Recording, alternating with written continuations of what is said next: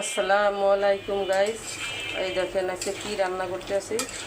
পেঁপে পেঁপে দিয়ে আলু দিয়ে এই যে মুরগির পা, কলজা, গিলা, পাকনা টাকনা যা কিছু ছিল এই কিছু দিয়ে এই যে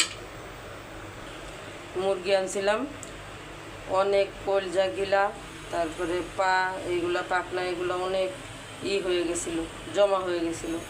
তো আজকে যে পেঁপে দিয়ে আর আলু দিয়ে রান্না করে দিলাম, কারণ এইগুলো তো আর আমার একা খাওয়া সম্ভব না, এর জন্য সবাইরে দিয়ে দিলাম। আপনারা যে যে পছন্দ করেন লাইক কমেন্ট শেয়ার করবেন, আর আমার ভিডিওটা আপনারা দেখবেন। আমি অনেক কষ্ট করে আমি রান্না করি।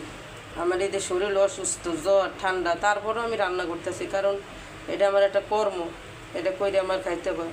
কারণ মানুষের যেমন চাকরি, আর আমারও এরকম একটা মনে করেন যে কর্মটা আমার করাই লাগে। অসুস্থ থাকলেও কর্ম করা লাগে।